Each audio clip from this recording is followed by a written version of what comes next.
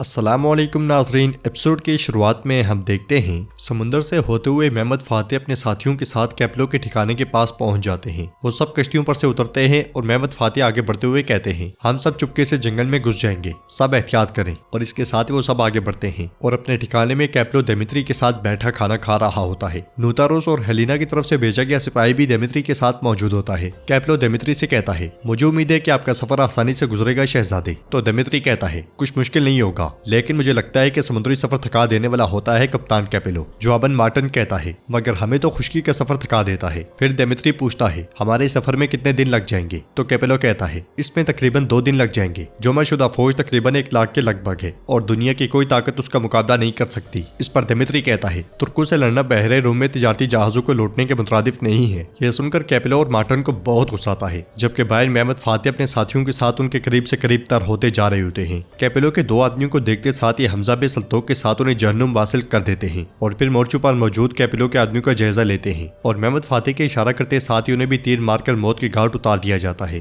अंदर दाखिल होते हुए बाली हमजा बे से कहता है, हमजा यहाँ एहतियात करना। ये कहते साथ ही वो मेहमद फातेह के साथ आगे बढ़ जाते हैं। अंदर देमित्री सिपाही से कह रहा होता है, कल का दिन एक मुश्किल दिन होगा। तो सिपाही कहता है, मेरे ख्याल में सफर काफी ज्यादा लंबा है। यह सुनकर देमित्री कहता है, तो चलो कुछ देर आराम करें, तुम भी अपने कमरे में जाओ, सुबह मिलते हैं। यह सुनते साथ ही सिपाही चला जाता है और दूसरी तरफ मेहमद फातेह शहाबुद्दीन के साथ मजीद 2 मुहाफिजों को ठिकाने लगा देते हैं। फिर वो दोनों मोहतात अंदाज में आगे बढ़ते हैं। कैपेलो के 2 मजीद मुहाफिज जब एक पुल से गुजरते हैं तो वहां पे अपने साथियों को ना पाकर पूछते हैं, ये पहरेदार कहाँ गए हैं? मगर मेहमद फातेह के साथी एकदम से उन्हें तीर मारकर जहन्नुम वासिल कर देते हैं। वो जैसे जैसे आगे बढ़ते हैं पहरेदार हर जगह मौजूद होते हैं। पहरेदारों का जायजा लेने के बाद मेहमद फातेह चांद की तरफ देखने लग जाते हैं। देखते ही देखते चांद पूरी तरह से छुप जाता है और उसकी रोशनी बिल्कुल मध्यम पड़ जाती है। चांद की रोशनी खत्म होते साथ ही मेहमद फातेह के साथी आगे बढ़ते हैं और नीचे खड़े मुहाफिजों को काट डालते हैं, जबकि तीरंदाज ऊपर वालों का काम तमाम कर देते हैं। अंदर कैपेलो और कमांडर अपने अपने कमरों में चले जाते हैं और काफी देर की जद्दोजहद के बाद आखिरकार मेहमद फातेह अपने साथियों के साथ ठिकाने के अंदर घुस जाते हैं। ठिकाने के अंदर सिराय में सब सिपाही खाना खा रहे होते हैं, मगर मेहमद फातेह और उनके साथी एक एक करके उनकी नजरों से छुपते छुपते आगे बढ़ते रहते हैं। कोई भी हलचल पैदा किए बगैर मेहमद फातेह और उनके साथी आगे बढ़ते हैं और जो भी उनके सामने आता है बड़े मंसूबे के साथ उन्हें मौत के घाट उतारते जाते हैं। वो न सिर्फ दुश्मनों को मारते हैं बल्कि उनकी लाशें भी छुपाते जाते हैं। मगर एक मुकाम पर देमित्री का सिपाही उन्हें आगे बढ़ता हुआ देख जाता है और उन्हें देखते साथी एक तरफ भाग जाता है। मेहमद फातेह और उनके साथी एक कमरे के बाहर जा खड़े होते हैं और एक शख्स के कमरे से बाहर आते साथियों से दबोचते हुए मेहमद फातेह पूछते हैं, कैपेलो कहाँ है? तो उसकी तरफ से इशारा मिलते साथ ही मेहमद फातेह उसे काट डालते हैं और सामने मौजूद कमरे में दाखिल होते हैं, मगर वहाँ कैपेलो नहीं होता। यह देखकर शहाबुद्दीन पाशा कहते हैं, वो कमीने फरार हो गए। जवाबन मेहमद फातेह कहते हैं, मुझे ऐसा नहीं लगता,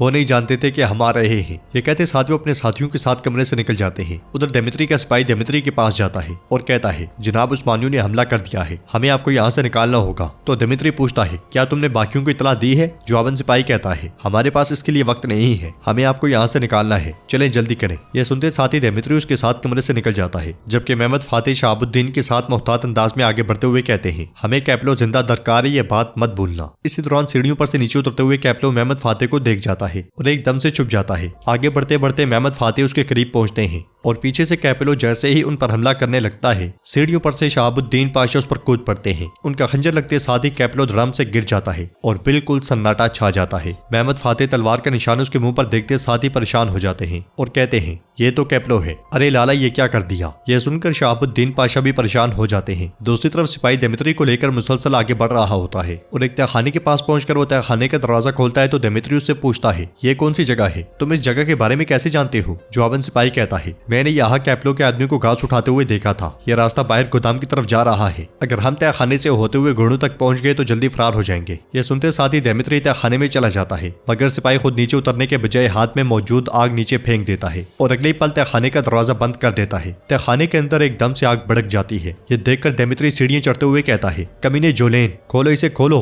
तुम गद्दार कहीं के खोलो। मगर दरवाजे पर खड़ा जोलेन कहता है, मुझे अफसोस है जनाब, आप गलत रास्ते पर चले गए हैं। देमित्री चिल्लाते हुए पूछता है, तुमने मुझे किसको बेचा है? तो जोलेन कहता है, मेरी वफादारी हमेशा से महारानी हेलिना के नाम ही रही है। देमित्री शोर मचाते हुए कहता है, खोलो इसे खोलो, मैंने तुम पर भरोसा किया था, खोलो इसे। मगर जोलेन कहता है, कुस्तुनतुनिया का नया शहंशाह होगा। ये कहते साथ ही जोलेन आगे बढ़ जाता है। देखते देखते आग पूरे तहखाने में फैलना शुरू हो जाती है और कोशिश करते करते देमित्री को घुटन होने लगती है और आखिरकार वो एक तरफ गिर जाता है। बाहर हमजा बे भागते हुए जोलेन पर चीते की तरह झपट पड़ते हैं और उसे देखते हुए कहते हैं, तो तुम कैपेलो नहीं हो। ये कहते साथ ही वो उसे भी मार डालते हैं। ठिकाने में मार्टिन जैसे ही कमरे का दरवाजा खोलकर बाहर देखता है तो बाहर मेहमद फातिह का एक साथी खड़ा होता है। उसके आगे बढ़ जाने के बाद वो भागने की कोशिश करता है तो सल्तोक उसे देख जाता है। मार्टिन भागते भागते एक गोदाम में जाकर छुप जाता है, मगर सल्तोक उसका पीछा नहीं छोड़ता और जैसे ही वहां पहुंचता है मार्टिन खंजर से उसका बाजू जख्मी कर देता है। सल्तोक अपने जख्म को देखते हुए कहता है, तुम नाकाम हो गए हो, अब मेरी बारी है, चलो अपनी मौत की तरफ आओ। और बेगैरत काफिर, ये मेरा पसंदीदा काम है, चलो आ जाओ। यह सुनते साथ ही मार्टिन उस पर हमला करता है तो सल्तोक उसे दीवार के साथ पटक देता है और कहता है, मैं तुम्हारा सर, तुम्हारे बाजू और तुम्हारी टांगे काट दूंगा।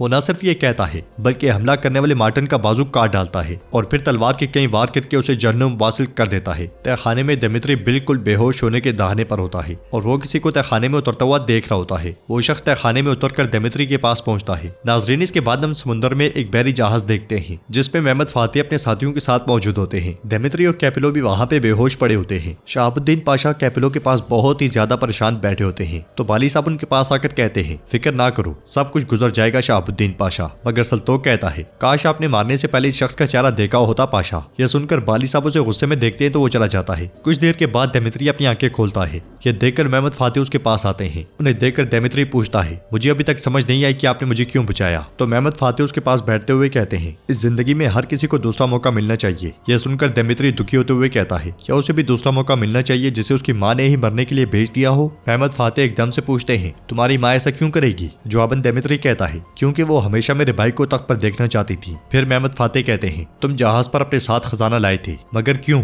तो दिमित्री कहता है, एक बड़ा सुलेबी दस्ता सुल्तान मुराद के खिलाफ जमा हो रहा है, हम भी उसमें शामिल होने जा रहे थे। कैप्टन और मुझे नेपलेस में मौजूद सिपाहियों को यानूस के पास ले जाना था। यह सुनकर मेहमद फातिह कहते हैं, और वो खजाना कैप्टन को अखराजात के लिए दिया था। अब मैं तुम्हारी जान बख्श रहा हूँ दिमित्री, जाओ और तख्त पर बैठो, यह तुम्हारा हक है। ये कहते साथ ही मेहमद फातिह वहां से चले जाते हैं और दूसरी तरफ हैदरनी में फौज जंगी मशकों में मसरूफ होती है। वो काफी ज्यादा मुश्किल मशकें कर रहे होते हैं और उनका जोश और जज्बा काबिले दीद होता है। उन्हें देखते हुए दोगान जंदाली से कहता है, मंजनीके, डाहलें और हर किस्म के जरा बख्तर तैयार हैं पाशा। तो इसहाक कहता है, आपने काफी मेहनत की है, आपका शुक्रिया पाशा। फिर जंदाली पूछता है, हमारे आदमियों की तरबियत कैसी जा रही है। जवाबन दोगान कहता है, ये बहादुर लोग पैदा ही लड़ने के लिए हुए हैं, दूसरे मौत से भागते हैं लेकिन ये मौत का पीछा करते हैं। लेकिन आप हमसे बेहतर जानते हैं पाशा, इतने ज्यादा सिपाहियों को खिलाएंगे कैसे। ये सिक्के और बड़ी मुहिम चाहते हैं। इस पर जंदाली उसे हौसला देते हुए कहता है, फिक्र ना करो, सुल्तान मुराद खान जानिसरी को अकेला नहीं छोड़ेंगे। यह सुनकर दोगान पूछता है, सुल्तान मुराद खान ने मेहमद को बुलाया है, अगर उन्होंने सारी फौज मेहमद को दे दी फिर क्या होगा। तो जंदाली कहता है, अपने दिमाग में ऐसी बातें ना लाओ, मजबूत खड़े रहो, हम तुम्हें बताएंगे कि कब क्या करना है। और जहां तक मेहमद का ताल्लुक है, जंग तो क्या हम उसके पीछे मुसल्ले पर भी खड़े नहीं होंगे। और नाजरीन, इसके साथ ये एपिसोड भी इख्तिताम पजीर होती है। अगर आपको वीडियो पसंद आए तो वीडियो को लाइक करें, चैनल को सब्सक्राइब करें और बेल आइकॉन पर लाजमी क्लिक करें। इंशाल्लाह मिलते हैं नेक्स्ट वीडियो में, तब तक के लिए रखें अपना और अपनों का बहुत ज्यादा ख्याल। अल्लाह निगहबान।